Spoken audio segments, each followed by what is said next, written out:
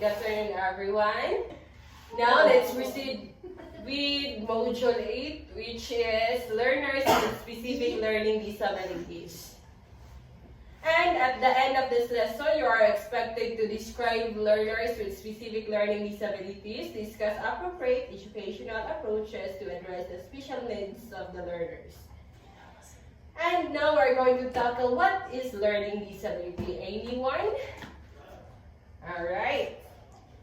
When we see learning disability, it is also the same with specific learning disability. It is an umbrella term used for various types of neurological disorders of a person in a different learning areas such as reading, mathematics, and writing. So when we see neurological disorders, it has something to do with the brain. And the definition clearly stipulates that learning problems caused by other impairments to individuals such as visual, hearing, and motor disabilities are not considered SLDs or specific learning disabilities. And now we have the three Ds: dyslexia, dysgraphia, and dyscalculia. And that are the three Ds, which are the three specific learning disabilities. Again, we have dyslexia, dysgraphia, and dyscalculia. First, we have the dyslexia. Everyone, please read. Dyslexia is a particular learning disability that impairs the ability to read and comprehend language-based information. Individuals with dyslexia face difficulties in effectively decoding, identifying, and spelling words. So when we see dyslexia, it is the persons who have difficulty in reading, as well as comprehending basic information. So they are the individuals that face difficulties effectively again in decoding and identifying and spelling words. So, parihani, this is the normal child. Ingani ang sa normal nga wala siya dyslexia. So, ang iyang pagkuhan sa alphabet is gakuan siya in order.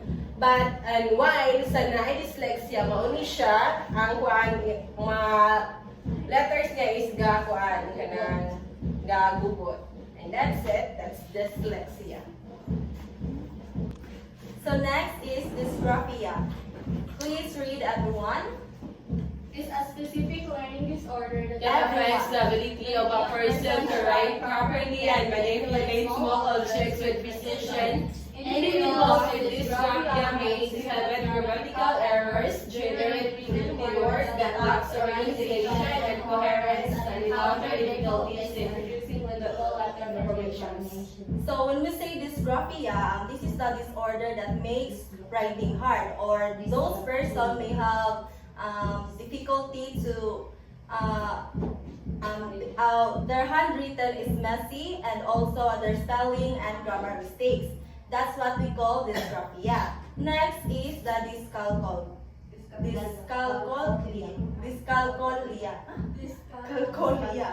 It's a specific learning problem that impairs an individual's processing of numbers and the acquisition of mathematical knowledge.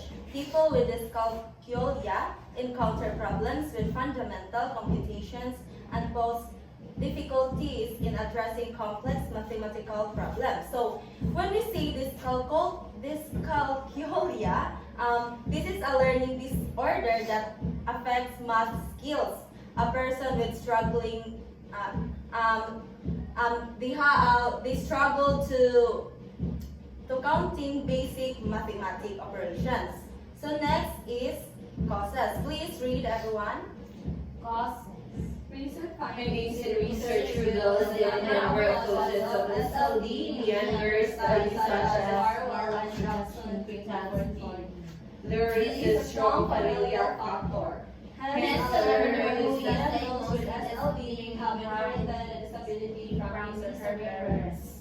SLD may develop especially during the critical stage of pregnancy or if the child is born premature.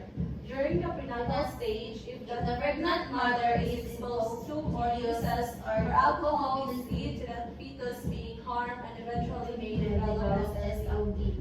So SLD or specific learning disorder can be inherited means it may run in their families. Inheritance. So next is pregnancy and birth factor. So the problem in here is during pregnancy or being born prematurely may increase the risk of SLD. So kasagaran sa mga bata nga na disability pag during pregnancy o kanang birth kay kuan kami taong di ba pag bugas ng bata mangilak man dayon. Once pag ang bata kasi di siya mangilak or hilom siya, muna siya ang There is something wrong with that. eye disorder ang bata. So, during prenatal or birth trauma, injuries or condition after birth such as prolonged high fever, head trauma, or near drowning may lead to learning disabilities. So next is postnatal. Next is exposure to toxic substances, contact with harmful chemicals like aluminum, arsenic, mercury, and other neurotoxins. Neurotoxins during early childhood has been linked to SLD.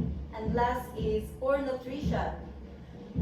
Inadequate diet and severe malnutrition can impair brain development and intersensory functioning. Next is characteristics. Please read, Giselle. Characteristics, reading problems. According to Winter 2007, almost 90% of learners who are diagnosed with ESLD have reading problems. Salvia and 2013 identified several prevalent difficulties in oral reading, which include omission. This occurs when the learner intentionally or unintentionally leaves out specific words or groups of words. So most learners with SLD or specific learning disorders have difficulty with reading. And according to Bender 2007, about 90% of learners who are diagnosed with SLD or specific learning disorder have reading problems. So this is the one being identified by Salvia and 2013. First is the omission. This occurs when the learner intentionally or unintentionally leaves out specific words or groups of words. So, omission, it means kanang ginakuhaan nila ang words or ginadungagan nila ang words based sa ilang makita. So, that's omission. Next is, Okay, let's proceed. So, insertion. This happens when the learner adds one or more words to the sentence. So, it is very understandable na with the word insert. So, mag-insert ang bata one word in a sentence that they read. For example, the boy ran home. A learner might read, the little boy ran home. So, the word little is an insertion. Substitution. When the learner exchanges one or more words in the passage with one or more significant ones. So, we would substitute another word from the sentence. So, another definition also in substitution is often a synonym, a word with a similar sound or a word that fits the surrounding context in the learner's mind, but it changes the original text, specific wording. So, an example of this is the sentence, he has a big dog. A learner might read, he has a large dog. So, ang substitute ato nga word is ang large sa big. So, that's a substitution. Hesitation. This transpires when the learner exhibits a delay of 2 or more seconds before articulating a word. So, they would hesitate. For example, when they speak a certain word in the sentence that they read. So, this pause is distinct from normal speech writtens and typically signals that the learners is struggling to decode a word, recall a word, or process the sentence structure. So an example is the learner reads, the cat sat on on that, and they sometimes pause if if they hesitate to continue with what they read. So that is hesitation. Inversion. The learner alters the sequence of words in a sentence. So the individual words may be correct, but their reordering changes the grammatical structure and potentially the meaning of the original sentence. So for the sentence, for example, the big dog barked loudly. So a learner might read bark loudly, the big dog. So in inversion, their sentence structure would not, where there is no chronological ordering and hitable, so it is messy. So that is inversion. And lastly, disregard or punctuation. The student fails to follow the correct punctuation rules. So this occurs when the student fails to follow the correct punctuation rules during oral reading or writing. So in oral reading, this means ignoring periods, commas, question marks, or etc. And by continuing to read without pausing, changing inflection, or stopping abruptly. So, kapag mabasa ang mga bata, dili sila mogamot og punctuation, especially if they read something. So, ang mahitabo is, for example here, reading two separate sentences such as, the weather is nice, let's go outside, as one continuous sentence without a terminal pauses. So, ang mahitabo, the weather is nice, let's go outside. So, there would be another meaning sa ilang mabasa if they don't use punctuations of what they read. Next, assessment and identification. So, please read everyone the intellectual assessment. Intellectual assessment, a 10 test, is the most popular kind of assessment Instrument used to measure intellectual intelligence. While it has been argued that IQ tests should not be the only measure used to determine an individual's intellectual capacity, it nevertheless has a crucial role in assessing intellectual function. So, intellectual assessment, it means using our brain, of which is gina-measure ang atong IQ.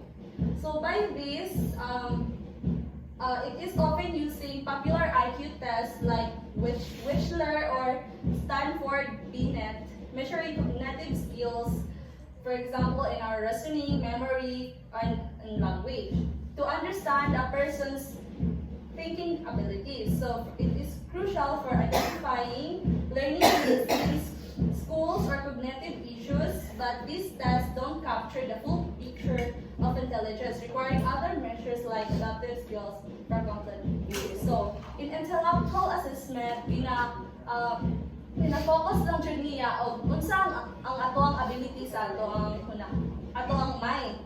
So by that, hibalan sa teacher or other kanang mas nakahibaluan if to test if you are capable in this and that in those tests. And academic assessment. So this assessment often entails the utilization of two or more norm reference, criterion reference, or standardized assessment in the areas of reading, math, spelling, and writing expression. It also involves reviewing the students' daily assignments and observe their behavior in both in the classroom and playing ground settings. So kung galing na is we talk about intellectual assessment sa ato ang brain lang.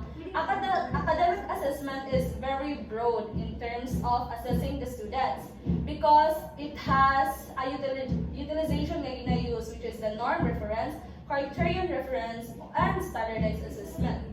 So by this, it is to understand exactly how a student is performing and what support they might need. Rather than relying on a single test, it combines several different methods to get a complete picture. So mga nagay itong ginayon ganina nga, dili lang siya nag-focus sa isa ka ability sa student, which is katong i-mention nato ganina sa intellectual assessment. But here in academic assessment is wide ang iyang coverage. So, norm reference test, it is to compare a student's performance to their peers of the same age or grade across the country. So, for example, a score in 90th percentile means the student performed better than 90% of the other students. So, it is comparing two students. While in criterion reference, these measure a student's skills against a specific goal or set of standards, such as mastering a specific math concept. It answers, does the student know how to do this specific task? So, mauna ang criterion reference. So, na siya'y basihan paun sa i-assess ang mga student. And standardized assessments, it's very getsable na kayo siya sa ato kay it is a way for us to know if a test given and scored in uniform way for all the students. For example, our midterm exams or our final term. So by that, it ensures the results are reliable and can be compared fairly. And lastly, language assessment. So the language skills, which refers to the knowledge of word meaning, how to put words together, to form phrases or sentences, manipulate words to convey meaning, and produce speech of learners who are at risk of having SLE must also be assessed in order to provide related services to address their language deficits. So in language assessment, for learners at risk of specific learning disability. So it is a process used to identify exactly where a student is struggling with communication and information processing, because SLDs, students or persons, are often rooted in how the brain handles language. Testing these skills is the first step toward getting them the right help. So, in language assessment, makibala dyan nato kung kisa itong mga students na nag-struggle o pag-storyanin ng mga words, and by that, ma-identify nato who are those students who have a learning disability when it comes to this language assessment. So, ma-assess nato siya, and of course, ma-help nato sila kung paon sa ba, ma-motivate po sila kung para ma-solusyonan nila ang mga disability. So, that would be all. Thank you for listening in our discussion.